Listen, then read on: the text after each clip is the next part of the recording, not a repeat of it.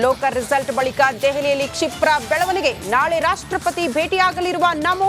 ಶನಿವಾರ ಮೋದಿ ಪ್ರಮಾಣ ವಚನ ಸ್ವೀಕಾರ ಫಿಕ್ಸ್. ಬೌರಿಂಗ್ ಆಸ್ಪತ್ರೆಯಲ್ಲಿ ಪ್ರಜ್ವಲ್ಗೆ ಮೆಡಿಕಲ್ ಟೆಸ್ಟ್. ಕಸ್ಟಡಿ ಅವಧಿ ಇಂದಿಗೆ ಲಾಸ್ಟ್. ಮಾಜಿ ಸಂಸದನ ಹಾರಕ್ಕೆ ಉತ್ತರಕ್ಕೆ ಎಸ್ಐಟಿ ಫುಲ್ ಸುಸ್ತು.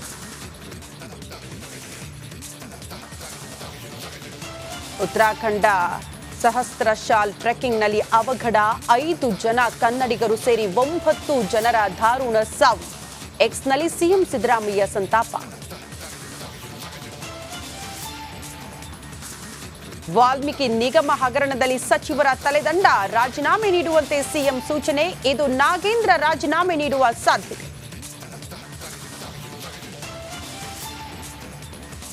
ರಾಜ್ಯಾದ್ಯಂತ ಮುಂದುವರೆದ ವರುಣನ ಅಬ್ಬರ. ಹಲವೆಡೆ ಮಳೆರಾಯ ಅವಾಂತರ. ರಕ್ಕಸ ಮಳೆಗೆ ಸಾವು ನೋವಿನ ಜೊತೆಗೆ ಜನಜೀವನ ಅಸ್ತವ್ಯಸ್ತ.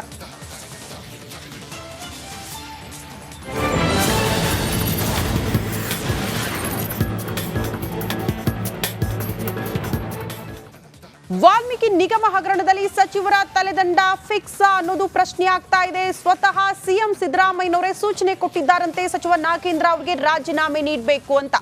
ಹಾಗಾಗಿ ಇವತ್ತೇ ಸಚಿವ ನಾಗೇಂದ್ರ ಅವರು ರಾಜೀನಾಮೆ ನೀಡ್ತಾರಾ ಅನ್ನೋದು ಪ್ರಶ್ನೆ.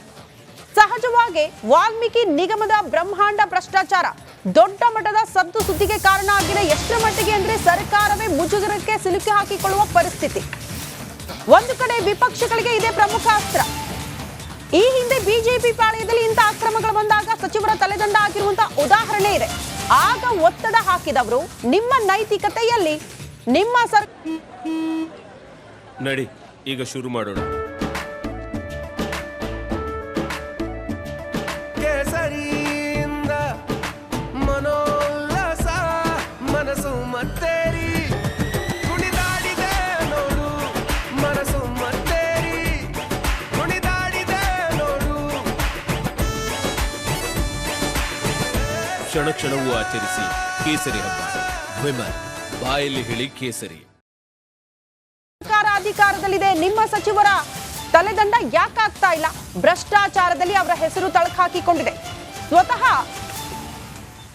ಚಂದ್ರಶೇಖರನ್ ಆತ್ಮಹತ್ಯೆ ಮಾಡಿಕೊಂಡಿರುವಂತಹ ಅಧಿಕಾರಿ ಡೆತ್ ನೋಟ್ ನಲ್ಲಿ ಬರೆದಿಡ್ತಾರೆ ಮೌಖಿಕ ಆದೇಶ ಸಚಿವರದ್ದು ಅಂತ.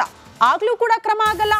ವಾಲ್ಮೀಕಿ ನಿಗಮದ ಎಂಡಿ ಕೂಡ ವಿಚಾರಣೆಯ ಸಂದರ್ಭದಲ್ಲಿ ಹೇಳ್ಬಿಡ್ತಾರೆ ಸಚಿವರ ಆದೇಶ ಇತ್ತು ಸರ್, ಅದಕ್ಕೆ ನಾನು ಮಾಡಿದ್ದೀನಿ ಅಂತ.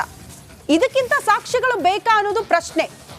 ಸಚಿವರ ಆದೇಶ ಇಲ್ಲದೆ ಇಷ್ಟು ದೊಡ್ಡ ಮಟ್ಟದ ಅಕ್ರಮ ನಡೆಯೋದಕ್ಕೆ ಸಾಧ್ಯನಾ ಒಂದು ಇಲಾಖೆಯಲ್ಲಿ ಅನ್ನೋದು ಪ್ರಶ್ನೆ ಆಗುತ್ತೆ. ಯಾವ ಮಟ್ಟಿಗೆ ಅಂದ್ರೆ ಕೋಟಿ ಹಣ ವರ್ಗಾವಣೆ ಆಗಿದೆ.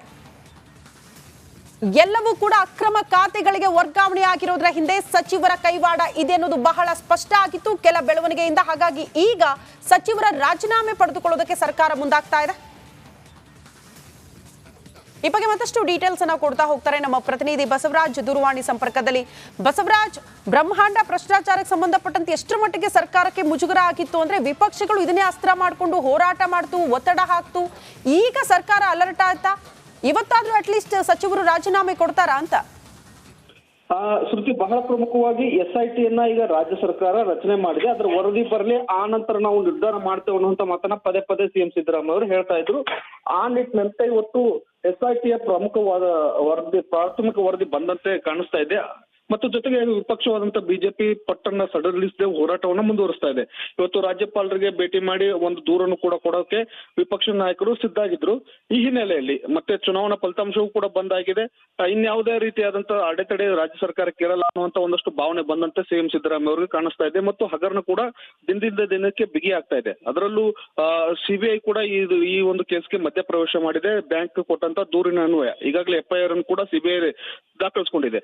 FIR CBI ಏನಾದ್ರೂ ಸಚಿವರನ್ನ ವಿಚಾರಣೆಗೆ ಕರೆದ್ರೆ ಅದು ರಾಜ್ಯ ಸರ್ಕಾರಕ್ಕೆ ಮುಜುಗರ ಆಗುತ್ತೆ ಅನ್ನುವಂತ ಭಾವನೆ ಸಿಎಂ ಸಿದ್ದರಾಮಯ್ಯ ಅವರಿಗೆ ಮತ್ತು ಸರ್ಕಾರಕ್ಕೆ ಬಂದಂತೆ ಕಾಣಿಸ್ತಾ ಇದೆ. ಆ ಮುಜುಗರದಿಂದ ತಪ್ಪಿಸಿಕೊಳ್ಳೋಕೆ ಸಿಎಂ ಸಿದ್ದರಾಮಯ್ಯ ಅವರು ಸಚಿವ ನಾಗೇಂದ್ರ ಅವರ ತಲೆದಂಡ ರಾಜೀನಾಮೆಯನ್ನು ಪಡಿಬೇಕು ಅನ್ನುವಂತ ನಿರ್ಧಾರಕ್ಕೆ ಬಂದಿದ್ದಾರೆ ಅನ್ನುವಂತ ಮಾಹಿತಿ ಲಭ್ಯವಾಗ್ತಾ ಇದೆ. ಇವತ್ತು ಬಹುತೇಕವಾಗಿ ಸಚಿವರಾದಂತಹ ನಾಗೇಂದ್ರ ಅವರು ಅವರ ಸಚಿವ ಸ್ಥಾನಕ್ಕೆ ರಾಜೀನಾಮೆಯನ್ನು ಕೊಡ್ತಾರೆ ಅನ್ನುವಂತ ಮಾಹಿತಿಗಳಿದಾವೆ. ಮಧ್ಯಾಹ್ನದ ಒಳಗಡೆ ಅವರು ರಾಜೀನಾಮೆ ಸಲ್ಲಿಸ್ತಾರೆ ಅನ್ನುವಂಥದ್ದು. ಅದು CM ಸಲ್ಲಿಸ್ತಾರೆ ಅಥವಾ ರಾಜ್ಯಪಾಲ ರಾಜ್ಯಪಾಲರು ಸಲ್ಲಿಸ್ತಾರೆ ಅನ್ನೋದು ಬಹಳ ಪ್ರಮುಖ. ಆ ನಿಟ್ಟಿನಲ್ಲಿ ಇವತ್ತು ಮಧ್ಯಾಹ್ನದವರೆಗೆ ಒಂದಷ್ಟು ಬೆಳವಣಿಗೆಗಳಾಗುವಂತದ್ದು. ಸಿಎಂ ಸಿದ್ದರಾಮಯ್ಯ ಅವರು ಸ್ವತಃ ಕರೆಸಿಕೊಂಡು ಅವ್ರನ್ನ ಮಾತನಾಡಿ ರಾಜೀನಾಮೆ ಪಡೆಯುವಂತ ಸಾಧ್ಯತೆಗಳು ಕೂಡ ದಟ್ಟವಾಗ್ತಾ ಇದಾವೆ. ಒಂದಂತೂ ಸ್ಪಷ್ಟ, ಇದರಲ್ಲಿ ಸಿಬಿಐ ಮಧ್ಯಪ್ರವೇಶ ಆಗಿರೋದ್ರಿಂದ ಸರ್ಕಾರಕ್ಕೆ ಆಗ್ತಕ್ಕಂಥ ಮುಂದಿನ ಮುಜುಗರಗಳನ್ನ ತಪ್ಪಿಸಿಕೊಳ್ಳೋದಕ್ಕೋಸ್ಕರ ಈ ಒಂದು ರಾಜೀನಾಮೆಯನ್ನ ಪಡಿಲಾಗ್ತಾ ಇದೆ ಅನ್ನುವಂತ ಮಾಹಿತಿಗಳು ಸದ್ಯದ ಮಟ್ಟಿಗೆ ಲಭ್ಯ ಆಗ್ತಾ ಇದಾವೆ. ಶ್ರುತಿ, ಬಸವರಾಜ್, ಇಷ್ಟು ದಿನಗಳ ಕಾಲ ಬೇಕಿತ್ತ ಅವರ ರಾಜೀನಾಮೆ ಪಡೆದುಕೊಳ್ಳೋದಕ್ಕೆ? ಕಾರಣ ಎಷ್ಟೊಂದು ಸಾಕ್ಷಿಗಳಿತ್ತು. ಸ್ವತಃ ನಿಗಮದ MD ಕೂಡ ಒಪ್ಕೊಳ್ತಾರೆ. ವಿಚಾರಣೆ ಸಂದರ್ಭದಲ್ಲಿ ಸಚಿವರ ಮೌಖಿಕ ಆದೇಶ ಇತ್ತು, ಅವ್ರು ಹೇಳ್ದಂಗೆ ನಾವು ನಡ್ಕೊಂಡಿದ್ದೀವಿ ಅಂತ. ಅಮೃತ ಚಂದ್ರಶೇಖರನ್ ಅವರು ಡೆತ್ ನೋಟ್ ನಲ್ಲಿ ಬರೆದಿಡ್ತಾರೆ, ಸಚಿವರ ಮೌಖಿಕ ಆದೇಶ ಇತ್ತು ಅಂತ. ಇದಕ್ಕಿಂತಲೂ ಕೂಡ ಸಾಕ್ಷಿಗಳು ಬೇಕಿತ್ತ ಸರ್ಕಾರಕ್ಕೆ ಅನ್ನೋದು ಪ್ರಶ್ನೆ. ಮತ್ತೊಂದು ವಿಪಕ್ಷ ನಾಯಕ ಆರ್ ಅಶೋಕ್ ಅವರು ಒಂದು ವಿಚಾರ ಪ್ರಸ್ತಾಪ ಮಾಡಿದ್ರು ಬಸವರಾಜ್, ಸರ್ಕಾರದ ಕೈವಾಡ ಶಾಮೀಲಾಗಿದ್ದಾರೆ, ಕಾರಣ ಬೇರೆ ರಾಜ್ಯಗಳಿಗೂ ಕೂಡ ಫಂಡಿಂಗ್ ಆಗಿದೆ ಆ ದುಡ್ಡಲ್ಲಿ ಅಂತ. ಆ ಕಾರಣಕ್ಕೆ ವಿಳಂಬ ಆಯ್ತಾ ಅನ್ನೋದು ಪ್ರಶ್ನೆ. ಶ್ರುತಿ, ಮೌಖಿಕ ಆದೇಶ ಅನ್ನೋದು ಇಲ್ಲಿ ತನಿಖೆ ವೇಳೆ ಸ್ಪಷ್ಟವಾಗಿ ಗೊತ್ತಾಗಲ್ಲ. ಯಾಕಂದ್ರೆ ಮೌಖಿಕ ಆದೇಶ ನೀವು ಹೇಳ್ಬೋದು, ನಾವು ಹೇಳ್ಬೋದು, ಆದ್ರೆ ರಿಟರ್ನ್ ಆಗಿ ಬರ್ದಿದ್ರೆ ಅದು ಬಹಳ ಗಂಭೀರವಾದಂತಹ ಸಾಕ್ಷ್ಯ ಆಗುತ್ತೆ. ಆ ನಿಟ್ಟಿನಲ್ಲೂ ಕೂಡ ಒಂದಷ್ಟು ಮಾಹಿತಿಯನ್ನು ಸಂಗ್ರಹ ಆಗುವವರೆಗೂ ಕೂಡ ರಾಜ್ಯ ಸರ್ಕಾರ ವೇಟ್ ಮಾಡ್ತು. ಯಾಕಂದ್ರೆ ತರಾತುರಿಯಲ್ಲಿ ಇದರ ರಾಜೀನಾಮೆಯನ್ನ ಪಡೆಯಕ್ಕೆ ಹೋಗ್ಲಿಲ್ಲ. ಮತ್ತು ಪದೇ ಪದೇ ಏನೋ MD ಇದ್ರು, ಆ MD ಪದ್ಮನಾಭನ್ ಏನಿದ್ದಾರೆ ಪದೇ ಪದೇ ಸಚಿವರ ಹೆಸರು ಉಲ್ಲೇಖ ಮಾಡ್ತಾ ಇರೋದ್ರಿಂದ ಅದನ್ನೇ ವರದಿಯನ್ನ ಮುಂಚೆ ರಚನೆ ಆದಂತ CID ವರದಿ ದಾಖಲಿಸಿಕೊಂಡಿತ್ತು. ಆ ಬಳಿಕ ಅದನ್ನ SITಗೆ ವರ್ಗಾವಣೆ ಮಾಡಲಾಗಿತ್ತು. ಆ ಪ್ರಾಥಮಿಕ ವರದಿಯಲ್ಲಿ ಪದೇ ಪದೇ ಸಚಿವರ ಹೆಸರನ್ನ ಹೇಳಿದ ನಂತರ ಇದು ಸರ್ಕಾರಕ್ಕೆ ಮುಜುಗರ ಆಗುತ್ತೆ ಅನ್ನುವಂಥದ್ದು ಭಾವನೆ ಕೂಡ ಬಂತು. ಜೊತೆಗೆ ನಾನು ಈಗಾಗಲೇ ಹೇಳಿದ ಹಾಗೆ CBI ಮಧ್ಯಪ್ರವೇಶ ಮಾಡಿರೋದ್ರಿಂದ ಈ ಕೇಸ್ ಪೂರ್ತಿಯಾಗಿ CBI ಟೇಕ್ ಓವರ್ ಮಾಡುವಂತ ಸಾಧ್ಯತೆ ಇದೆ. CBI ಒಂದು ವೇಳೆ ಟೇಕ್ ಓವರ್ ಮಾಡ್ತು ಅಂದ್ರೆ ಅಲ್ಲಿ ರಾಜ್ಯ ಸರ್ಕಾರದ ಪಾತ್ರ ಇರೋದಿಲ್ಲ, ಕೇವಲ ತನಿಖೆ ಮಾತ್ರ CBI ಕಡೆಯಿಂದ ಆಗ್ತದೆ. ಅಲ್ಲಿ ಸಂಪೂರ್ಣವಾದ ಸತ್ಯ ಹೊರಗೆ ಬರುತ್ತೆ. ಹಾಗಾಗಿ ಅಲ್ಲಿ ಸಂಪೂರ್ಣವಾದ ಸತ್ಯ ಹೊರ ಬರುವಂತ ಸಂದರ್ಭದಲ್ಲಿ ಸಚಿವರನ್ನ ಪದೇ ಪದೇ ಏನಾದ್ರೂ ತನಿಖೆಗೆ ಕರೆದಿದ್ದೆ ಆದಲ್ಲಿ ಅದು ಇಡೀ ರಾಜ್ಯ ಸರ್ಕಾರಕ್ಕೆ ಮುಜುಗರ ಆಗುತ್ತೆ ಅನ್ನುವಂಥದ್ದು ಆ ನಿಟ್ಟಿನಲ್ಲೂ ಕೂಡ ಒಂದಷ್ಟು ಭಾವನೆ ಬಂದಾಗಿದೆ. ಆ ನಿಟ್ಟಿನಲ್ಲಿ ಇವತ್ತು ಸಚಿವರು ಒಂದು ತೆಲದಂಡ ಪಡೆದ್ರೆ ಅವರು ಆರೋಪಿ ಎಷ್ಟೇ ಆಗ್ತಾರೆ, ಸಚಿವರಾಗಿ ಉಳ್ಕೊಳ್ಳಲ್ಲ, ಮಾಜಿ ಸಚಿವರಾಗ್ತಾರೆ ಅನ್ನುವಂಥದ್ದು ಆ ಭಾವನೆ. ಮತ್ತು ಈ ಒಂದು ಚಂದ್ರಶೇಖರನ್ ಅವರು ಕೂಡ ಪಡೆದಿದ್ರು ಅನ್ನುವಂಥದ್ದು ಪ್ರಮುಖ ಸಾಕ್ಷಿ ಆಗುತ್ತೆ. ಆ ನಿಟ್ಟಿನಲ್ಲಿ ಈಗ ರಾಜೀನಾಮೆ ಪಡೆಯೋಕೆ ರಾಜ್ಯ ಸರ್ಕಾರ ಮುಂದಾಗಿದೆ. ಶ್ರುತಿ. ಓಕೆ ಬಸವರಾಜ್, ಧನ್ಯವಾದಗಳು ತಮ್ಮೆಲ್ಲ ಮಾಹಿತಿಗೆ.